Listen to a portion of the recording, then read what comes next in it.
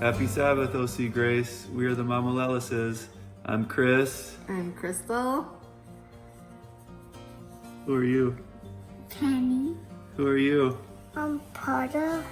And we hope everybody is having a good time during this quarantine period, getting to spend extra quality time with their family. We have both been Crystal's been working more than me. She's been working full time. I've been working about part-time from home sometimes and sometimes in the office. And the kids are driving us a little crazy, but we can handle it. Hope everybody survives this unscathed, and we will look forward to seeing everybody when this is all over. Bye. Aunque la iglesia esté cerrada, nuestro corazón debe permanecer abierto a la comunión con Dios. Día de adoración es hoy. Happy Sabbath, everyone. With our church doors shutting all across America, it is time for us to show that the church has never been about the building. We are the church. I miss you. All of your hugs, your smiles. Soon, very soon, we will see you again. Happy Sabbath. Happy Sabbath. Hello, church family. I am Kevin Stanish, one of the praise band leaders at OC Grace. And I'm his wife, Wendy. And this is...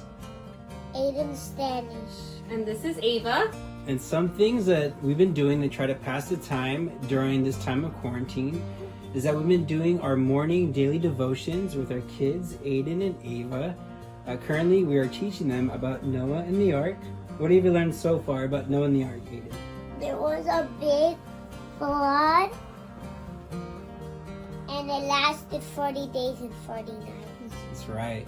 Some other things that we've been doing during this time of quarantine is that we've been catching up on our home projects that we've been meaning to do for a long time.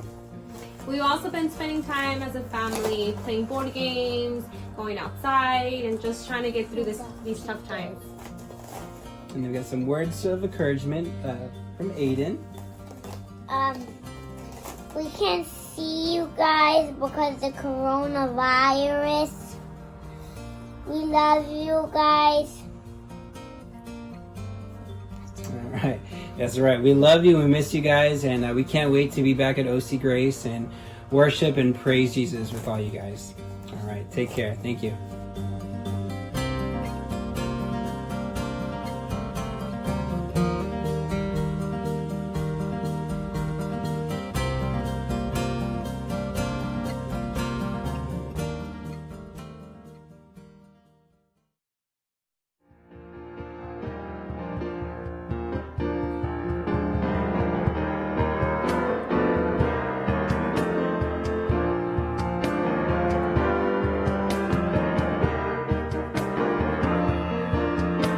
Sing with us.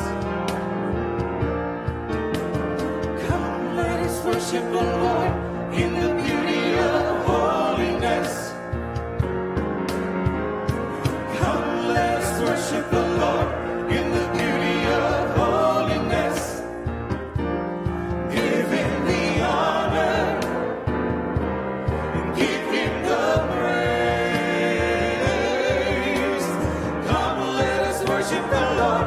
Let's give Him the praise. Come, let us worship the Lord in the beauty of holiness. Come, let us worship the Lord in the beauty of holiness. Give Him the honor, give Him the praise. Come, let us worship the Lord. Let's give Him the praise. Worship Him. Worship Him. Give my God the glory. Give my God the praise. Worship Him. Worship Him. Come, let us worship the Lord. Let's give Him the praise. Come, let us worship the Lord in the beauty of holiness. Come, worship the Lord in the beauty of holiness. Give him the honor, give him the praise. Come, let us worship the Lord, let's give him the praise. Worship him, worship him. Give my God the glory, give my God the praise. Worship him, worship him. Come, let us worship the Lord, let's give him the praise. Let's sing together. Worship him, let us worship him. Give him glory, give my God the glory, give him praise, give my God the praise. Worship him, let us worship him. Come, let us worship the Lord. Come, let us worship the Lord. Come, let us worship the Lord. Let's give him the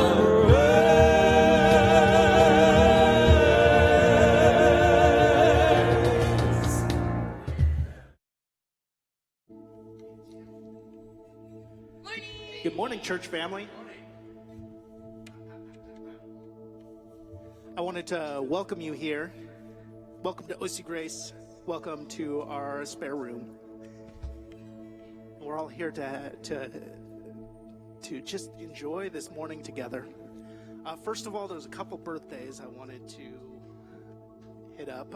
Let's see, we've got Kevin Stanish. Kev Dog. Kev Dog, he was yesterday. Yeah. And then this morning, or today, This is- afternoon, too. This afternoon, Christina And tonight. Alba. Yes, so happy birthday to you. Happy birthday! We love you guys. We love you all. If there's any other birthdays that we missed, please send us messages, and we will, of course, shout them out right here. For this next song, I want you to get up off your feet, or get up on your feet in your living room. Yes. And let's praise the Lord this morning.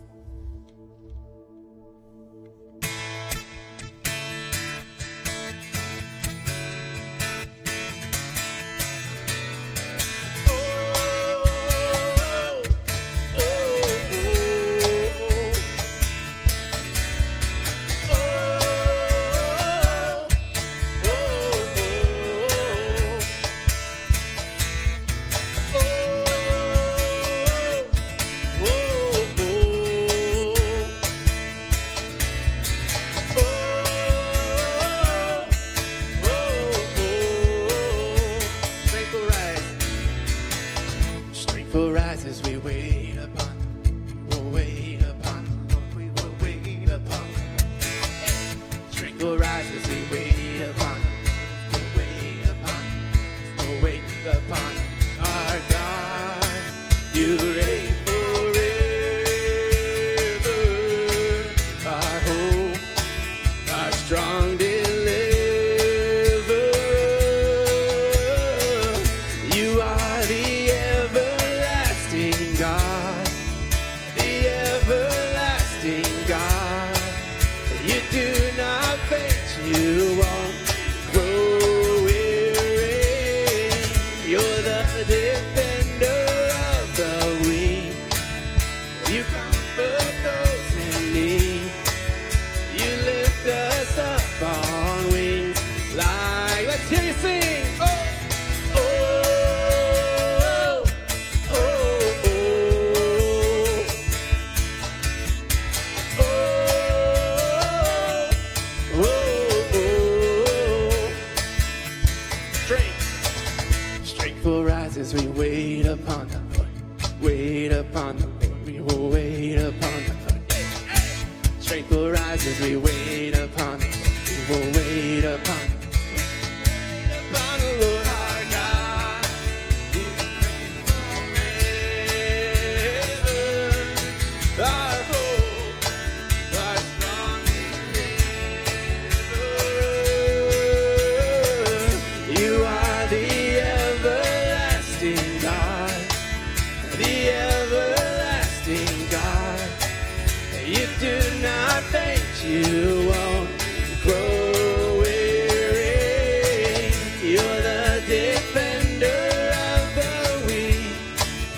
You comfort those in need. You lift us up on wings like eagles. Oh, oh, oh, yeah. Oh, oh. One more time. And oh, oh, oh. And oh, oh, oh.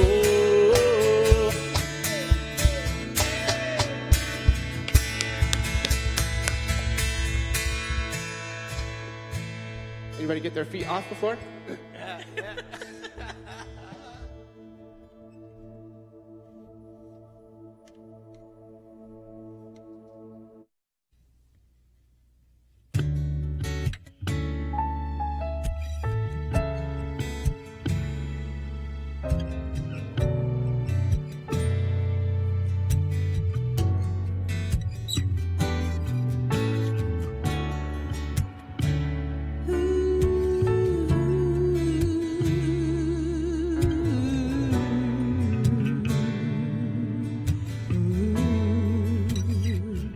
You are here, moving in our midst. I worship you. I worship you. You are here, working in this place. I worship you. I worship you. You are here, moving in our midst. I worship you. I worship you. You are here, working in this place. I worship you. I worship you. You are waymaker, miracle worker, promise keeper, light in the darkness. My God, that is who you are. You are waymaker, miracle worker, promise keeper, light in the darkness. My God, that is who you are. You are here, searching every heart. I worship you. I worship you. You are here, healing every heart. I worship you. I worship you. You are here, mending every heart. I worship you. I worship you. You are here, turning lives around. I worship you. I worship you. You are waymaker, miracle worker, promise keeper, light in the darkness. My God, that is who you are.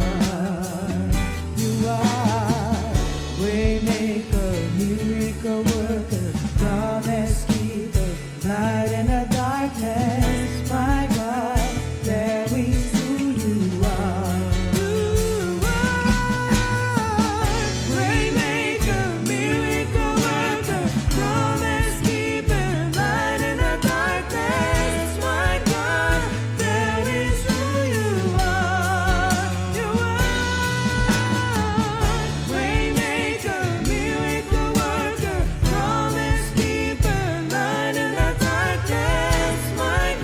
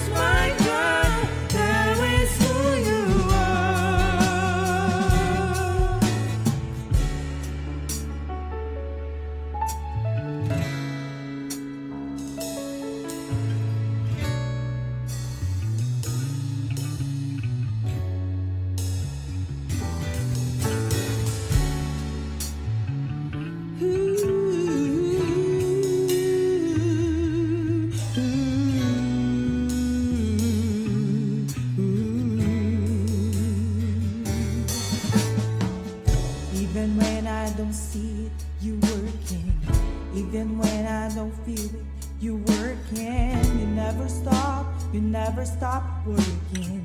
We never stop working. Even when I don't see it, you're working.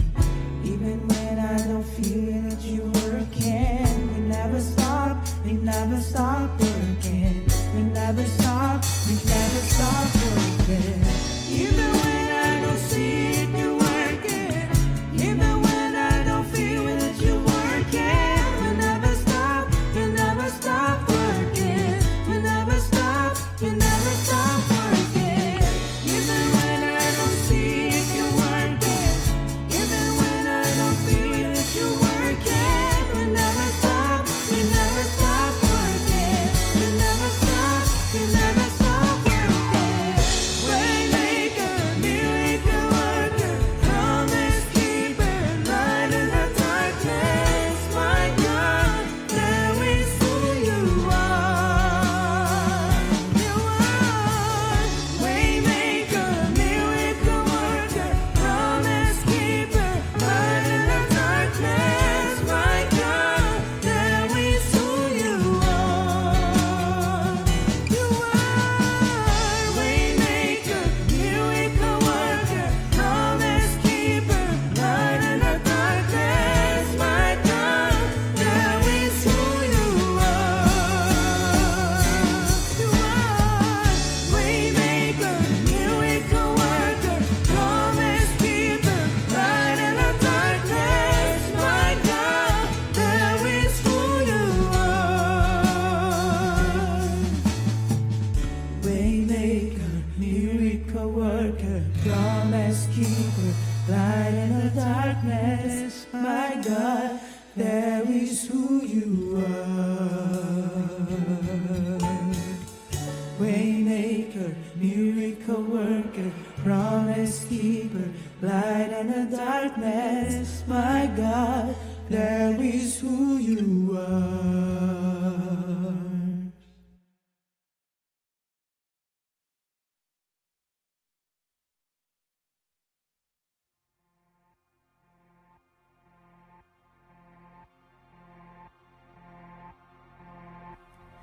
You're here with the grace of the Savior, with the heart of the Father. You're all we need. You're here with the hands of the healer, with the power of your Spirit. You're all we need.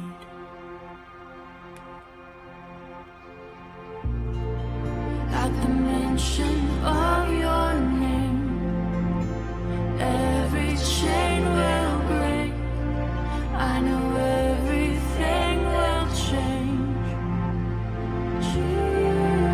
Jesus, just the whisper of your name will silence wind and waves. At the mention of your name.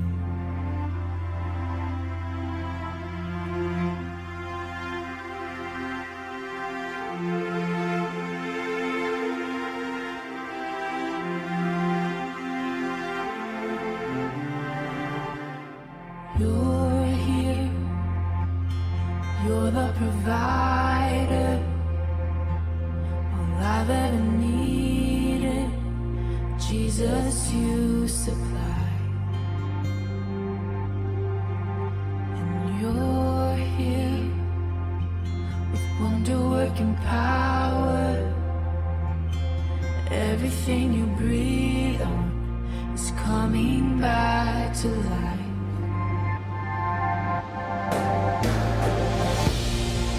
At the mention of your name, every chain will break. I know everything will change. Jesus, just a whisper of your name will silence wind and waves.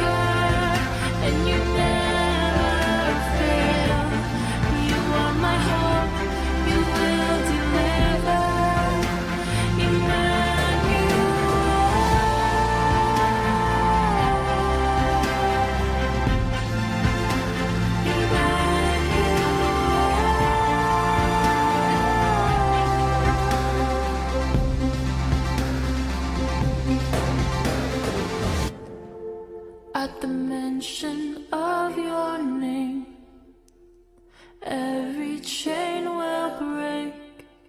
I know everything will change. Jesus, just a whisper of your name will silence wind and waves. At the mention of your name,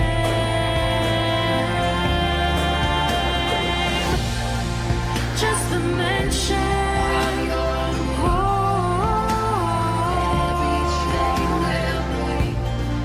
Just the whisper,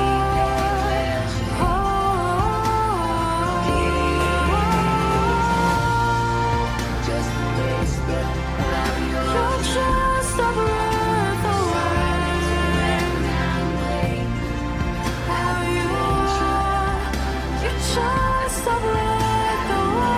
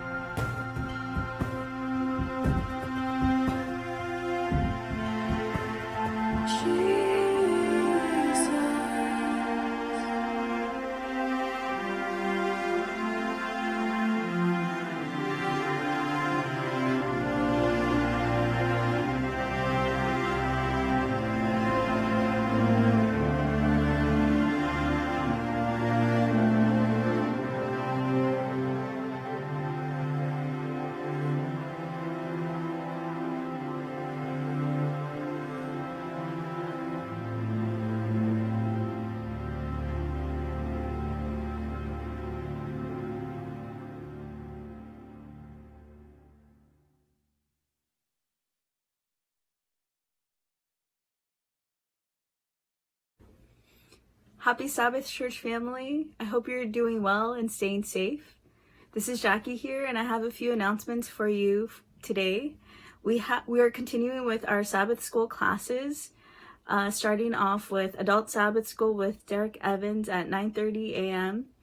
Adult Sabbath School class with Naomi DeSena at 10 a.m. and Youth Sabbath School class with me at 10 a.m. So stay tuned for those.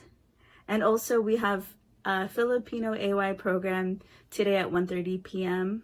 So continue to read your future newsletters and stay connected with us via Instagram and Facebook at OC Grace Church, at OC Grace First, and at OC Grace Youth.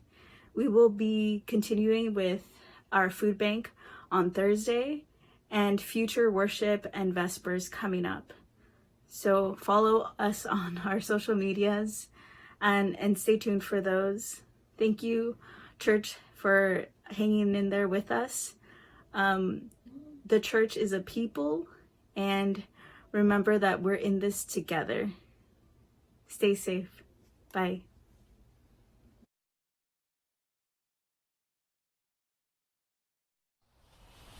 Happy Sabbath all, it's Kim. I just wanted to tell you about our children's story today. So this one actually comes from Kayla. So the other day, I lost a paper, a very important paper. It's one sheet of paper, but it has notes and jotted information on it from work. It has a few passwords, it has some codes, it has some dates, it has some very important information that I always need for work. I go to work on Wednesdays and Fridays, and the kids go with me because the whole office is ours, and it's way bigger than our house. So my kids run around, and I get my work done, and I print things out, and there's a Wii at my job. That's right, there's a Wii at my job. So my kids know that if they finish their work on their tablet and their homework that they have to do every day, that they get to play on the Wii. So they love going to work. Well, I take that paper with me everywhere, and on Friday, I couldn't find it. Could not find it. Monday came around, I still couldn't find it. I was like, I think it's at work. So I go to work on Wednesday, could not find it. Looked everywhere. I looked in my folders, I looked in my paperwork, I looked in my drawers, I looked in my bag, I looked everywhere and I couldn't find it. So that night I came home and I started looking for it at home. Now, I didn't look for it real thorough at home before because I thought I left it at work, but now I realize it's not at work. So I looked at my old bills and I'm looking through papers, and I don't know if you've ever lost anything, but sometimes you feel very desperate if it's something really important to you. This was very important to me. I've been writing on that thing for about 4 years, so it's got a lot of notes on it. So I am panicking. I'm starting to panic. It's been like 4 hours. I've looked through everything. My paperwork's all organized and real pretty, but I still don't have the paper that I'm looking for.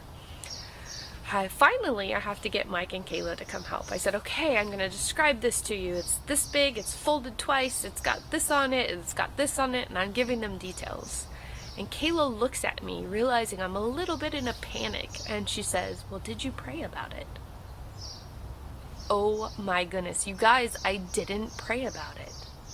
I realized that God doesn't only listen to big, important prayers like, please keep us healthy in this time and make sure we keep our job and all this stuff that people are worrying about right now. God's not too busy. And I told her, I didn't pray. Thank you for reminding me. So she prayed and I prayed and we were looking for it. I did not find that paper yet. But after I prayed, I realized that I had made a digital copy of it about a month ago. Actually, maybe even less. So I actually had a digital copy of almost everything that was on the paper. Obviously, it doesn't have everything because I take the paper with me everywhere. But it had enough that I could get my work done. And I realized that God is never too busy for me. Even with the little, non-important stuff in the broad spectrum of the world, God is not too busy for me. And I need you guys to remember that. No matter what you do, you lose a toy that's important, or you fall down and hurt your knee, God cares. He wants to hear every part of your life, not just the big stuff. He wants to know your everyday stuff, like your best friend. So remember, He's there for you no matter what. Love God, because He always, always loves you. Happy Sabbath, and enjoy your time off.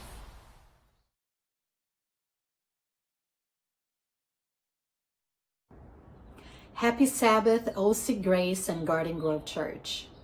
This past few weeks have been extremely challenging to some of us. Some people have had their plans totally changed. Some people have lost their jobs. But I believe the saddest and most challenging has been for families that unfortunately lost a dear one. One of the victims of COVID-19 was the chairman of the Portuguese unit of Spain's largest bank, Santander. Vieira Monteiro passed away a couple weeks ago, and his daughter said the following to the media. We are a very wealthy family. However, my father died completely alone. He couldn't take any of the wealth with him. As we look at the biblical concept of tithes and offerings, we have to understand that everything we have belongs to God. Everything we have was given by God, and all that He asks is that we give a small percentage back. So today, when you write a check or when you go online to set up a deposit or you go to our website, I want you to remember and keep in mind that everything you have and I have belongs to God. God bless you, be safe, and I hope to see you very soon.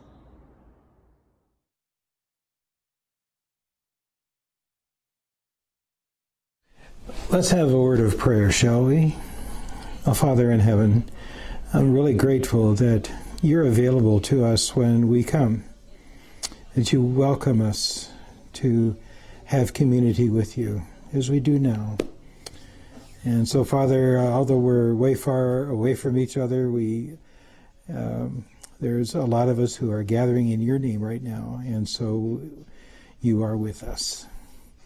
And Father, right now, it's a difficult time for our church family because the place where we get together and worship together and have community together is closed right now because of this illness, this virus. Oh, Father, I would ask you if you could help us to find ways of loving each other and looking after each other and caring for each other anyway, despite the distance that we have to maintain between each other. So it's a very special time right now where we have to find ways of caring for each other and of loving each other. So I would ask if you would help us to do that, please, Lord. We're very grateful to the leadership of our church, our pastoral leadership, Pastor Alger and Obed, who lead us spiritually, and our administrator and our treasurer and our youth director who take care of our programs and who innovate, look for ways of making it so we can interact with each other in meaningful ways. I ask you, Lord, to be with them and to help them in their efforts and in their work. Lord, the search committee, I have no idea how they are getting along in all of this. I just ask if you would please help them in their search for a permanent pastor, even though we're going through this time. It's a very special time. It's a challenging time. It's a time for us to learn new ways of relating to each other and caring for each other somehow. So I would ask if you would help us with that, please, Lord. Father, this is a time when each one of us is right now dependent upon every other person on the face of the earth, all 7 billion of us, to do the right thing, to stay home, stay away from each other, to stop the spread of this virus. Lord, please help us, each of us, to do our part, to do the right thing, to stop the spread of this virus. Oh, Father, I lift up our church family, our entire congregation to you right now in prayer, and I lift up our nation and our world to you in prayer right now, Lord. I ask your grace and I ask your help. Oh, Father, I pray this in your Son's name. Amen.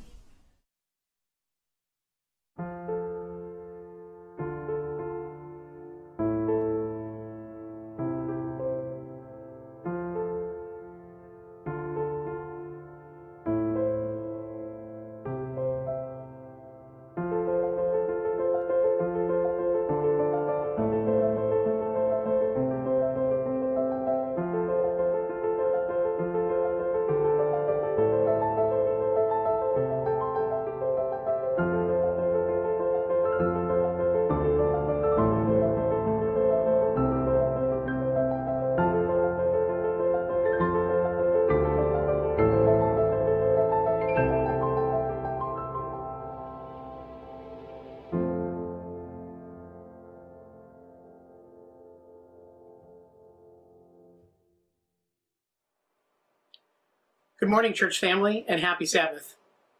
So I guess let me start with a disclaimer. I'm not an ordained minister. I'm not ordained by the Seventh-day Adventist Church. I don't represent the General Conference or even OC Grace. I'm just a member who's humbled by the opportunity to share today. If I say something that strikes you as out of tune, I apologize in advance, and I certainly don't mean to offend. About the coronavirus. It's devastatingly easy to become paralyzed with fear and depression. We're realizing how much we need human contact, interaction, and touch, and we aren't getting it. About 3 weeks ago, I started to have symptoms. I started to get an elevated temperature. I had headache, body ache, and a dry, hacking cough. We've been good at social distancing in our house, but not perfect, so it's possible that I got it. I'm a lifelong asthmatic with lungs that are compromised, so it was a matter of concern. In consultation with my doctor, I isolated myself in my bedroom, and the only time that I came out, I was wearing a mask. Poor Charlotte was sleeping on the couch. When my temperature hit 101.4, my doctor wanted me to come in to go through a drive-through testing. So it happened in the middle of one of those big rains 2 weeks ago, and it was like a bad science fiction movie. The nurse was encased head to toe in protective gear. She had goggles, face mask, gloves and booties sealed with duct tape on a plastic suit. Not an inch of skin was visible. She pulled out this long, thin probe to insert up my nose almost to my brain. I'd like to tell you I was heroic, but I was a total wimp. I'm going, I, while trying not to squirm. She pulled it out, and there's tears streaming down my face, and I start coughing uncontrollably. When I gathered myself, she said, "Okay?" And I nodded yes. She said, "Turn your head. We have to do the other nostril." Then she said, you should hear back in about 5 days, but you should act as if you have the virus. Well, I wasn't afraid. It was stressful. You wonder if your life insurance is up to date. Are viruses excluded from the coverage? Is there anything important that I have to tell Charlotte right now? Because if I'm on a ventilator, I may not be able to communicate. And I didn't realize how scary it was for Char and the girls. They were keeping a brave face while being worried about me. Honestly, it was worse for them than it was for me. 2 days later, I got the results back. It came back negative for the virus. Well, actually, they said I might have it, but my specimen didn't show it. Now it's just a matter of dealing with the asthma, which is an ongoing process. Something like this gives you empathy for those who do have the virus and who are suffering, and their families who are helpless in this process. You feel for those families who have lost loved ones, the 50,000 people who have died in the U.S. alone, and the 200 fatalities around the world in just the last few months. All of us have been touched by these events. Many are stuck at home, but others are working long, stressful conditions in healthcare, grocery distribution, or other essential jobs, worrying that you may contract the virus and bring it home. Many have lost jobs, or they have small businesses and they're working to keep their business alive while not getting paid. Some are children or young people at home trying to figure out online school and life with little connection to your friends and no idea when it's going to end, or just trying to put food on the table. As a church, we are struggling with how we fulfill our mission of meeting the needs of our church community and our local community. Do we go out and engage with people, or is that irresponsible? How do we support our most vulnerable members, or those who have lost jobs and are afraid what tomorrow brings? These are hard questions with few good choices. First, if you are feeling a need, either of prayer or something tangible assistance, we ask that you reach out to the church at the church office at email at office@ocgrace.com. That is the best way to contact the church. We absolutely will pray for you and with you, and we will diligently work on getting you other help that you may need. Second, we want to encourage you to practice safe social interaction. Community helps, and this community is here to help you and I. Okay, on to the topic. So all this month, we've been talking about simply Jesus. Very appropriate for the time. I'd like to suggest that for this talk that we divide up the aspects of Jesus' life into 3 segments that I would call formation, service, and sacrifice. Formation covers Jesus' early life until he was about 30. Service covering his 3 years of public ministry, and sacrifice covering the time of Jesus' death and resurrection, the Easter story that we recently celebrated. Today we'll be talking about formation and a little about service. And rather than a specific text, I'll be covering a broad brushstroke of Jesus' life. Jesus lived for about 30 years before his public ministry, and little is known about that time. We know about the birth of Jesus, and we are told that as an infant, his family fled to Egypt to avoid him being killed by King Herod, and that they came back about 4 years later when Herod died, and they settled in Nazareth. Think about it for a minute. The distance between Bethlehem and Egypt is about 400 miles. It's like walking to Sacramento. You're carrying an infant. If you walk 15 miles a day, it's going to take about a month. And then you settle in Egypt for the next several years. If you consider Jewish history, Egypt has dramatic feelings for Jewish culture. This is the place of their bondage. The birthplace of Passover, which is about saving the firstborn son from death. And Joseph, Mary, and Jesus leave the promised land to settle in Egypt to save their first son from death.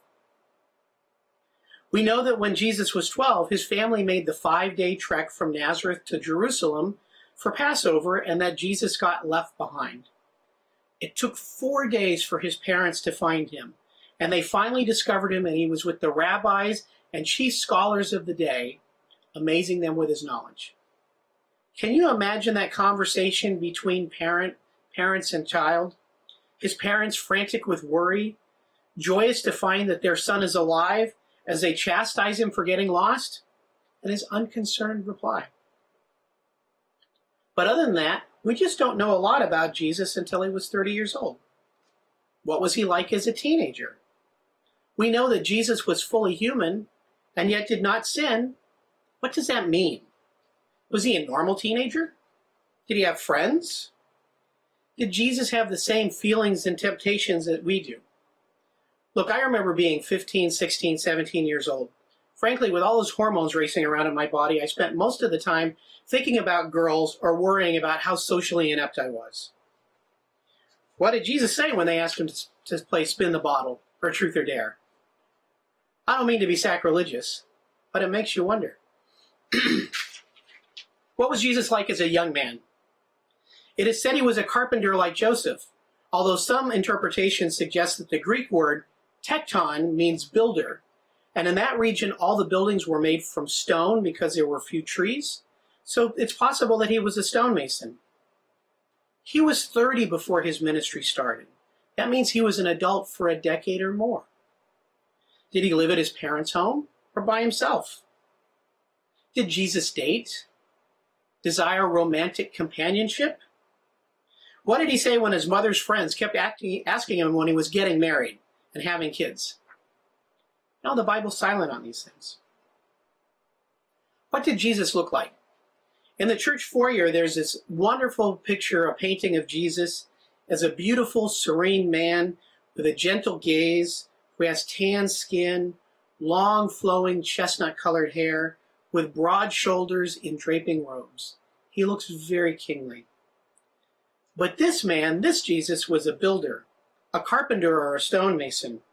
Perhaps his hair was cut short to keep out of the way, his hands thick and muscular with calluses and scars from years of heavy manual labor, his skin burnt dark by working outdoors in the desert climate every day. The last part of Isaiah 53:2 says, "He had no beauty or majesty to attract us to him, nothing in his appearance that we should desire him." What did he do when he wasn't working? Was he a person of influence in his community? We know that from the time he was 12, his theological knowledge was unmatched. Did he bring that to bear in Nazareth? Did he teach? Did he heal people in those early days but tell them to be silent about it? Why do we hear nothing about his gifts before he was 30? The first we hear of Jesus' ministry is from John chapter 2, verses 1 through 10, a wedding in Cana. This is a wedding of someone known to the family because both Jesus and his mother were there. During the reception, they ran out of wine, and Mary said to him, "They have no more wine." And Jesus said to her, "Woman, why do you involve me? My time has not yet come." And just a note, the word woman in this place and connotation isn't disrespectful. Mary then says to the servants, "Do what he tells you." This says something about Mary. She's a guest at this wedding, and yet she has the kind of stature that she can order the servants of the wedding host around. There's so much in this exchange to unpack. Clearly, Mary knows all about Jesus' supernatural gifts.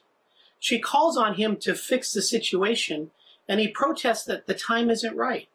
But she ignores him and tells the servants of the wedding host to listen to Jesus, and then he does what his mother tells him to do. Doesn't it make you wonder why? Why did he start his public ministry, his miracles, with something that seems so meaningless? He could have healed the sick, fed thousands, walked on water, raised the dead. Instead, he makes wine. Why did Mary insist that he use his gifts at this moment? Did she know that it really was time for him to start and he just needed a push from mom to get over the hump? Even though he told her that his time was not yet come, he did what Mary said. Why? Is that just because he was a dutiful son? And so begins the public aspect of his ministry. Raises questions for me. Jesus, this perfect person, certainly wasn't perfectly obedient. He is a rabbi, a teacher, and yet he broke all the rules of the day. a peacemaker who spent the next 3 years making trouble for the political and religious leaders of the nation. Virtually every aspect of his ministry was about defying the existing order. They had strict rules about what a person could do on the Sabbath. He broke them all. Walked farther than was allowed, gathered food, healed the sick. You name the rule and he broke it. He shunned spending time with the rabbis or in the temple, and instead sought out the very worst people. The Samaritan girl at the well that Pastor Alger spoke about a couple weeks ago.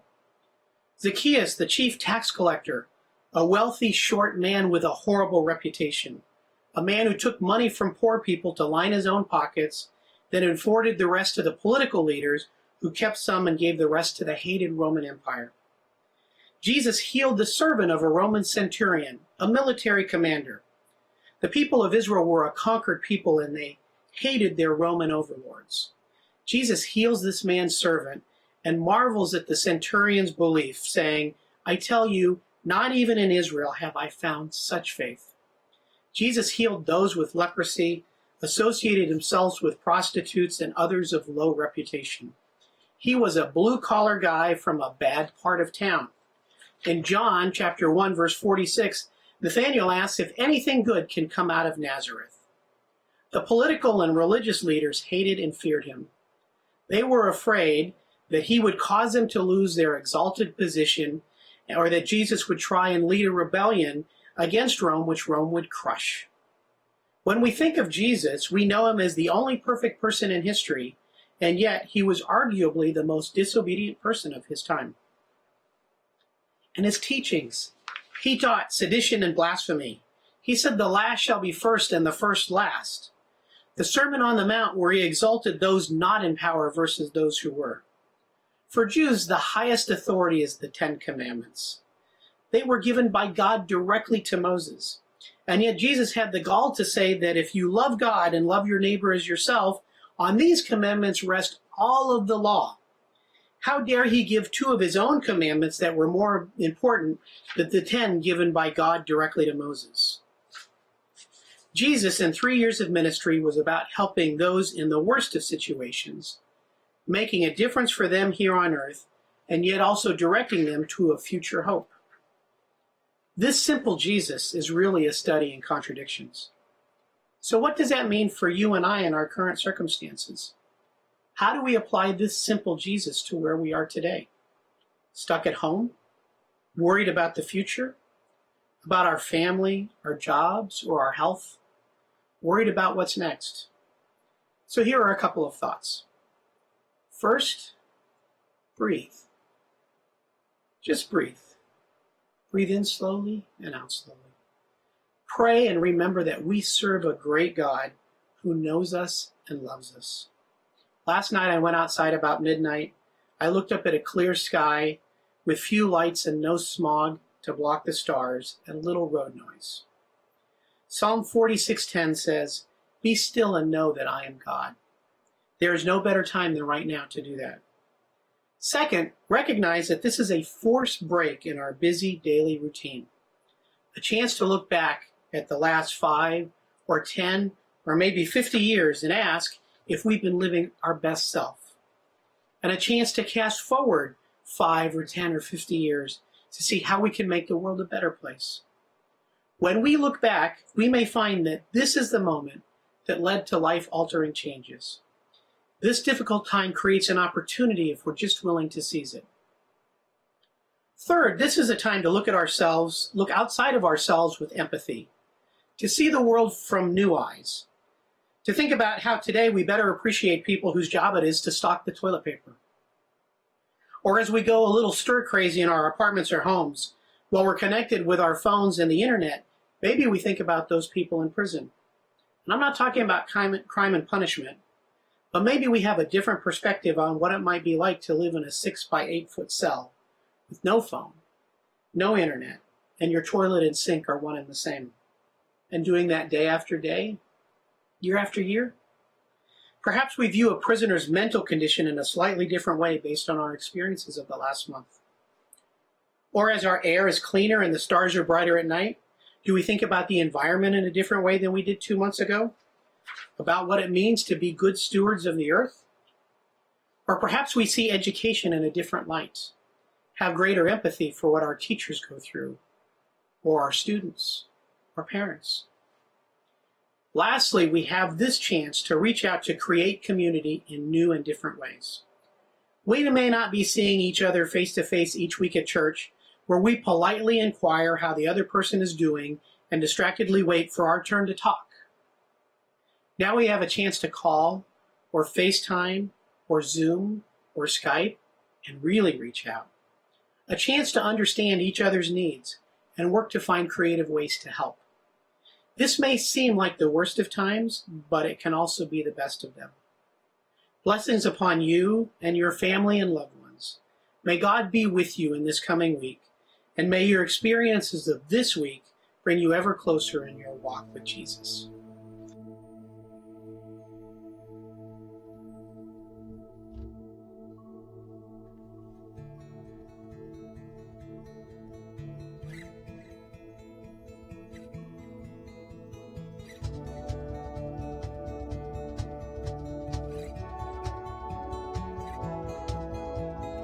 God of creation, there at the start, before the beginning of time.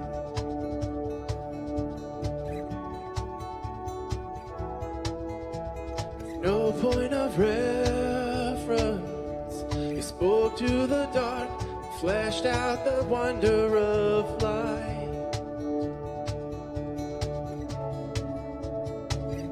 And as you speak, 100 billion galaxies are born. In the vapor of your breath, the planets born. If the stars were made to worship, so will I.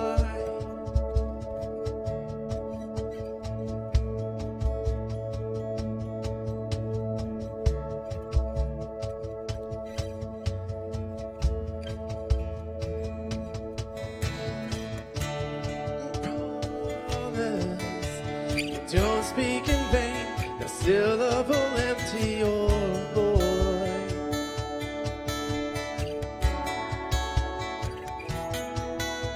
For once you have spoken, all nature and science follow the sound of your voice. Ooh, and as you speak, 100 billion creatures catch your breath, evolving in pursuit of what you said. It all reveals your nature so alive.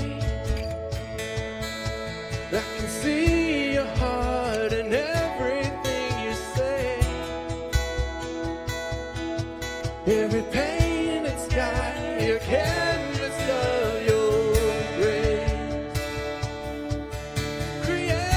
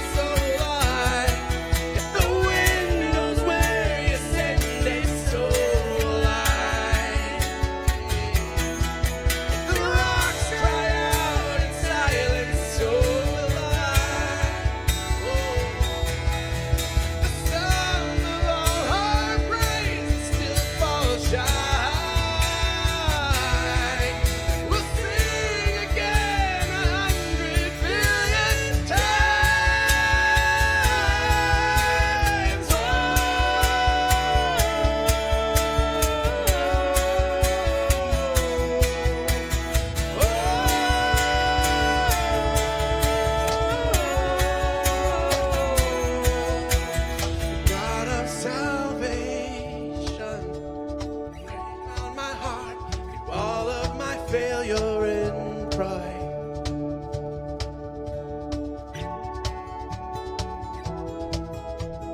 Hill you created, light of the world, abandoned in darkness to die. And as you speak, 100 billion failures disappear. Where you lost your life so I could find it here. If you left the grave behind you, so will I. Yeah. I can see your heart and everything you've done. Every part designed in a work of art called love.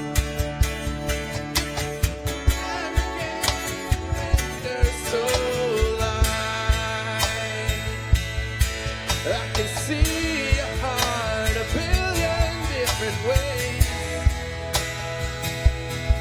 Every precious one, a child you died to save. If you give your life to love, then so will I. Like you would again 100 billion times. But what measure could amount to your desire? You're the one who never leaves the one behind. I just want to remind everyone, Thursday we have food. OC Grace parking lot drive-through from 5 to 7. So if you know someone in need, please come by between 5 and 7 this Thursday to pick up a box and deliver it to someone and bless their lives. We're here, we support you, we love you, we want to help you continue ministry to those around you, and we're just so excited that you're a part of us. And we encourage you to continue submitting videos, submitting your hellos. We love seeing you and hearing from you, and we are a church body together, even though we're apart. So continue sending your videos in so we can experience this community together. Hey, and I wanted to just remind people that there are Sabbath schools before this point. If you want to participate in a Sabbath school, please get in contact with the pastoral team, with the office. We can give you a Google account if you want that, and you can host as many people as you need to host. But we want to give you the tools to be involved. So, have a great Sabbath. Happy Sabbath, y'all. Bye.